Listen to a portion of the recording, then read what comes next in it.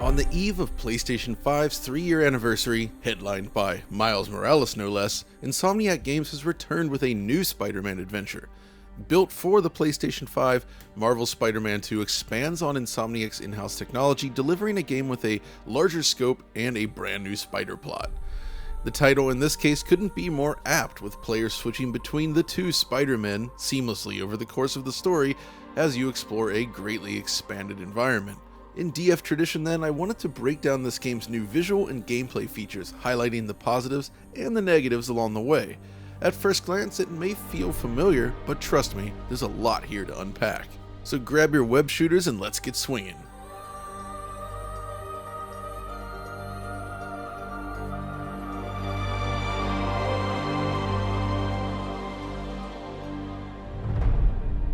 The release of Marvel's Spider-Man 2 marks Insomniac's fourth game shipped on PlayStation 5 following Miles Morales, Spider-Man Remastered, and Ratchet & Clank.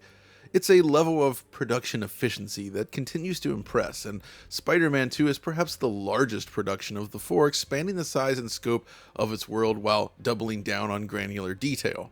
When the console launched with Miles Morales, there were two major innovations brought to the table on PS5. Fast loading and ray traced reflections. Both of these features return in Spider-Man 2, and each have received numerous enhancements, allowing scenarios to exist which were not previously possible. Like Miles before it, Spider-Man 2 loads quickly. Fire up the game from the PS5's home menu, and you're dropped back into the game world within seconds. It's so fast it almost feels as if it was simply suspended in the background. It loads with minimal delay. They've leveraged these technologies in additional ways, however, to enhance the experience beyond what was possible in those cross-generation prequels. First off, there's traversal speed. There's this moment during the game's introductory sequence where Sandman grabs Spider-Man and hurls him across the map. The speed at which this occurs is disarming at first. Despite the ultra-dense urban location, the game seems to effortlessly handle flying across the map at a ridiculous speed. But it's just a taste. You're quickly given access to the web wings, as they're called, which completely change the pace of traversal in a positive way. Basically, while swinging remains Spider-Man's primary means of transport, you can now tap the triangle button to spread your wings and glide across the city. Flying across the map while trying to maintain altitude even creates a similar feeling you might get from linking together manual combos in Tony Hawk's Pro Skater. This also enables the developers to deliver some rather fancy transitional tricks. Like here, after completing a mission as Miles, the game then seamlessly pulls the camera back, soars all the way across the city, before eventually parking itself on a perch, waiting for Peter. Both the speed of flight and the camera work itself are tremendous. Basically, the game can now pan across the entire world at a high speed, creating an almost worst-case scenario for the game's level of detail systems, yet somehow it all manages to feel remarkably stable. The level of visible detail has been pushed out significantly. In fact, there seems to be a new midpoint between the near-field detail and distant detail, and as a result, overall world density has been boosted with less in the way of flat buildings and visible pop-in. This applies to dynamic objects as well, and the best way to showcase it involves comparisons. So for this, I decided to use the remastered version of the first Spider-Man game running in quality mode on PS5. The time of day settings do not match up between the two games, but I selected a similar time of day. In the near field, I found that Spider-Man 2 presents a more densely populated world. Yes, traffic patterns, they are random, but the sequel presents more cars and pedestrians at any point, giving the impression of a more lively, inhabited city. Just walking down the street reinforces this perception, and it represents a significant boost. Oh, and while we're looking at the cars, I should mention that they seem to have added an actual suspension system to the vehicles. While cars did react somewhat in the prior game, they now behave much more realistically when Spider-Man lands on them. And any scenes that involve driving on top of or behind a car really showcase this well. But there's more to the city detail than just this. If you look out across the cityscape, pay attention to the buildings. There now exists both additional geometric detail as well as an increase in material variety. It now manages to shake that feeling of countless textured boxes serving as the city. Plus there's more dynamic lights in the scene, and light maps are presented better at a distance, so the whole thing just looks more coherent. Looking at it, however, I can kind of understand why initial reactions to the trailers were mixed. It still very much is designed to look like the prior games, artistically. But as I discovered, once you get in there and look closely at everything, it's clear that they've taken this design and pushed out the detail levels across the board. There's both far more detail in the distant cityscape, as well as in the nearby park, which is now overflowing with life in Spider-Man 2. There's other detail improvements as well, such as large-scale occlusion. The area beneath these trees, for instance, in the park, appear properly darkened and shadowed in Spider-Man 2, which you would expect from an area shrouded in vegetation, but it wasn't something we saw in the prior two games. But the fact that all of this detail just sort of loads in without any significant visible pop-in, though there is still some, it allows the game to just feel much more stable overall from a visual perspective. Now, the other area where the game's fast loading systems are used might be familiar to fans of the recent Ratchet & Clank. Remember, when this game first arrived, Insomniac showed off these portal jumping sequences, right? Very impressive. But the thing is, when you jump into these portals connecting to different environments, there was this staging period between them where Ratchet sort of floats in space. Well, they've overcome this in Spider-Man 2, and there's now multiple points where portals are used, allowing players to seamlessly move between two completely different environments without any sort of interstitial middle section. It's an impressive accomplishment. When considering the speed of traversal, the fast loading, and the increased level of detail, I feel we're looking at a game that simply wouldn't be feasible on the last generation PlayStation 4. So this is kind of a quote-unquote next-gen game. It's a case where more capable hardware is used to enhance the overall game experience rather than just the visuals. But of course, there is a visual component as well, and that's ray tracing. This was a big deal when Miles Morales launched alongside the PS5, and things have improved. Firstly, unlike the prior three Insomniac games on PlayStation 5, the development team made the decision to focus exclusively on ray tracing in Spider-Man 2. That means every mode in the game uses ray tracing and there are no options to disable it. I feel it's a positive step forward though, as it allows the team to embrace certain decisions around the presentation without worrying about fallbacks. It's essential for a game packed with gleaming skyscrapers and reflective surfaces, and it almost feels like revenge for the 2018 Puddlegate situation, if you remember that one. Needless to say, thanks to ray traced reflections, puddles are no longer an issue. But before we dig into the RT reflections themselves, I want to spell out exactly what the various modes on offer bring to the table. If ray tracing is forced on in every mode, what does this mean for the player? So, Spider-Man 2 includes both a performance and a quality mode. These are expected, right? In addition, they also offer the option to output at 60 or 120 Hz. Using 120 Hz unlocks the 40 frames per second quality mode. So quality mode can be enjoyed at a solid 30 frames per second or a solid 40 frames per second. Both use dynamic resolution scaling ranging from 1440p all the way up to 4K. Insomniac's temporal injection then is used to handle anti-aliasing, and it does a great job. Both modes stick to their target frame rate most of the time, but there are occasionally some blips in specific sequences and on camera cuts. The 40 FPS mode also sees the resolution drop closer to 1440p more often than in the 30 FPS mode. Performance mode then is designed to target 60 frames per second, and I found that it is reasonably stable as well. This one, however, tops out at a maximum resolution of 1440p, but it can drop as low as 1008p. That's right, 1008, not 1080, at the absolute lowest. One benefit of this is, if you're using a 1440p monitor with your PS5, the game will natively output a proper 1440p image, including the HUD. Performance again is largely stable, adhering to the 60 FPS line, but alpha effects like smoke and dust, especially during these large-scale sequences, can drop the frame rate slightly below 60 FPS. There's more, however. Insomniac offers 3 VRR modes: off, smooth, and uncapped, and this is an awesome feature. Obviously, disabling VRR means you'll get judder if the frame rate falls out of its target range. But what's the difference between smooth and uncapped? The smooth option retains the frame rate cap, so if you're in performance mode, for instance, the maximum frame rate is 60 frames per second, and VRR can smooth out any drops that may occur. Uncapping the frame rate, however, allows it to go above the target.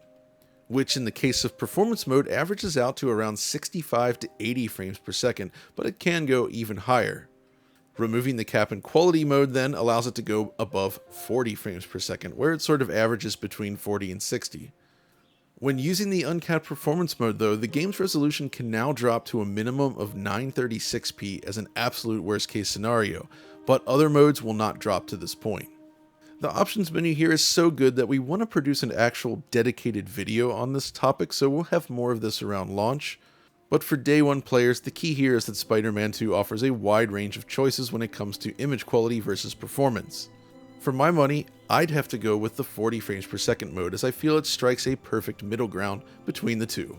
When comparing them side by side, you can see that the visual quality is maintained across both options. It really is just an adjustment to the resolution. The game looks fantastic in quality mode, whether you're using 30 frames per second or 40 frames per second. And thanks to a new capture card we're testing, we're actually able to show the 40 frames per second mode here captured at 4K. Pretty cool, right? As for performance mode versus quality mode, however, there are certainly more differences. Law distance is pushed out slightly in quality mode, there's more objects receiving ray traced reflections, like here in this intro scene. The shadow quality is better in quality mode, and more, but since we only have 20 minutes for this initial video, we'll have more on this in a follow-up. So, you might be wondering then, if all modes feature ray tracing, what does it actually mean for the visuals themselves beyond resolution? Why did they make this decision? Well, I think a large part of this ties into the new, larger map, specifically the water. You see, it's now possible to cross the river, opening up a larger slice of New York, including Queens and Brooklyn. What this means for the player is that you'll spend more time crossing over the river. Thus, for Spider-Man 2, Insomniac opted to extend ray traced reflections to all bodies of water for the first time. Here's the thing though, water reflections are challenging. The nature of choppy water means a high water surface roughness. Rougher surfaces result in more computationally expensive reflection rendering, and prior Insomniac games relied exclusively on screen space reflections as a result. There was some confusion over this, and this is down to the choppiness of the water. You don't get perfect mirror reflections on water like this, and you can see it if you look at photographs of the real New York skyline. That's what they're attempting to simulate here.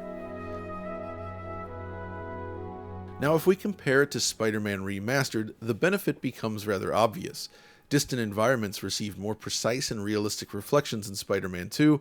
More importantly, there's no disocclusion artifacts, which is the norm for SSR. You know, when a character model occludes the environment, which is normal for a third-person game, there's no longer any screen space information to draw from, creating noticeable artifacts in the reflection. By using ray-traced water reflections in Spider-Man 2, this problem does not occur. Which is good because flying across the water is a lot of fun. You can catch a breeze sometimes, but Spider-Man even has a move that allows him to glide along the surface of the river as well. It really opens up the world and feels great. But of course, ray tracing is also applied to smaller bodies of water, such as ponds and streams found in Central Park and other places throughout the environment. Given the calmness of the water in these scenarios, the reflections appear more mirror-like in Spider-Man 2. But this isn't the only enhancement that's been made to the RT reflections. So firstly, secondary reflections have been implemented. You know, where glass that is reflected within glass shows its own reflection based on an angle. If you recall in Miles and Spider-Man Remastered, this was not the case, and looking at a reflection within a reflection just provided a color basically. In Spider-Man 2, however, reflections of reflections are now visible if you look closely at the reflection of the glass in other glass. I'll give you a second to wrap your head around that, but it's a nice touch. Secondly, VFX are now rendered using ray tracing in many instances, so things like explosions and particle clouds are drawn into the game's reflective surfaces. Beyond that, there's simply more objects included within the BVH structure, meaning that reflections are more accurate to the surrounding environments. These reflections are also higher quality with less smearing and fizzle.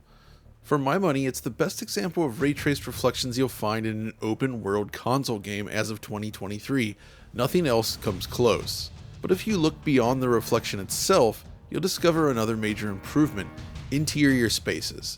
So, the prior Spider-Man games relied on cube maps to fake the illusion of a 3D space within the building structures, but if you look too closely, the limitations were plainly evident, right? It's just a flat texture. This is a tough problem to solve. Trying to render out a bunch of individual cubes through transparent windows, each with their own geometry, lighting, and shadows, is really expensive. Yeah, you could use portals mapped to a texture for this, but with so many rooms, I just don't think it's viable. So, what the heck are they doing? Well, after some pixel peeping, I think I have an idea. I noticed that the internal room geometry on the other side of the glass exhibits obvious checkerboarding artifacts, along with more visible aliasing versus the clean geometric edges surrounding the window. The projected shadows within the cubes are also basically perfect, suggesting we're not looking at shadow maps. Given this, I think what they're really doing here is leveraging its ray tracing support to create virtual spaces. Basically, I surmise they've stored a bunch of individual rooms within the same BVH structure as the rest of the city. And when a ray hits the glass of a building, they can then trace into these rooms that are off screen and figure out the lighting, shadows, and more. So you end up with real 3D spaces within the buildings. It's a remarkably elegant solution to a very difficult problem to solve. Other enhancements include an increased density of real-time lights pushed further into the distance. This is most evident at night, by the way, alongside more times of day and variable weather conditions. Pre-calculated large-scale animations are also used all over the place, similar to alembic animations where complex sequences can be played back in real time during gameplay. This approach allows for some very impressive scripted sequences. You know the game is making a statement when its introduction battle reaches a scale of this magnitude. But beyond that, they've also refined existing features in this new game. The strand hair system, for instance, is used heavily in Spider-Man 2, and main characters sport exceptionally detailed locks. This was also true in Miles, of course, but now there's more variety of hairstyles on display and they all look excellent, even in characters with long flowing hair, which is something that tends to be tricky to render without clipping issues. Character model detail remains excellent, and things like the muscle deformation system that was added via a patch to Miles is also used here, so Spider-Man's suit will change based on muscle movement. Speaking of the suit, the detail level remains very high in this game, with every little detail right down to the web shooters, exhibiting delicate model and materials work. But what really caught my attention is the symbiote stuff. I don't want to spoil anything here, so it's just a couple early sequences here, but the procedural animation system that they've built to support this suit is really remarkable, perfectly capturing its organic slithering. Clothing also benefits from a cloth simulation and increased variety. For instance, I was surprised to see that characters would often wear completely different outfits from day to day as they appeared in cutscenes, which is a really nice touch. Plus, the shell texture fur shading is back on the menu and used both in clothing and on things like carpets in certain scenes. So there's just a lot of eye candy to enjoy in Spider-Man 2. That said, I do have a couple of nitpicks I want to present. For one, I noticed occasional texture seams in certain areas. Secondly, the sand particle clouds used for Sandman look a little off to me, like that typical flat billboard smoke. When in close proximity, they kick in the volumetric effects, which do look great, but from a distance, it doesn't blend that well with the scenery. I also encountered a bug where a defeated enemy went into a horizontal T-pose and began to float up through the scenery towards the heavens. The game has been patched since that occurred, mind you, and it was really the only bug that I encountered, but I thought it was funny, so I wanted to mention it. Of course, another aspect of the presentation centers on audio. This is more difficult to showcase in a video like this, but this is what I noticed. As expected, the surround sound experience is sublime with great use of rear and height channels thanks to the system's support for Atmos output. But there are some other more subtle things worth mentioning. For instance, sound propagation has been added, so sounds and voices are now influenced by their position within the world and the materials around you. Like in this case, listen to MJ's voice as you move through the different rooms of the house. All of this is calculated in real time. Let me know what you find. I'm gonna keep looking at these photos you've never shown me. Oh, adorable. Gonna need a deep 6 on these. Need more sides. Heard your shout. Who's on sausage? Can someone It's often subtle, but it adds an extra layer of realism to the presentation, and I appreciate that. But unfortunately, we're coming up on our time limit for this video, so let me share a couple final thoughts. For starters, the technology powering Spider-Man 2 remains excellent. It's a nice evolution of Insomniac's work on prior games, and the fact that they got another game out already is genuinely mind-blowing. It doesn't completely rewrite the visual identity of the game, but what's here looks amazing, and there are noticeable leaps over the last generation games, often in areas beyond the visuals. As for the game itself, I think they've done a great job here as well. Early on, you're introduced to all the various side missions and mechanics, which aren't bad, mind you, but I was moderately concerned about padding. Well, it turns out you can pretty much ignore these if you choose, and just stick to the main plot. So if you're not someone that wants to engage with a bunch of side quests, you don't really need to do so most of the time. That said, the side missions that are here do feature more variety than the first game, but the main story is what excited me the most, and it definitely delivers. In fact, the storytelling is a huge highlight here. Without a doubt, this is the best story Insomniac has told in any of their games to date. It's so well executed, and as a fan of Die Spinne, I was delighted with how things play out. So, if you're a fan of the Spider and happen to own a PlayStation 5, what can I say? You're in for a treat. The game is great, the technology impressive, and the whole package just feels remarkably polished. It's been a tough year for big game releases, in terms of polish anyways, but Insomniac has absolutely nailed it with Spider-Man 2. And hopefully this video was also enjoyable, so if you liked it, be sure to let us know, and we'll see you next time.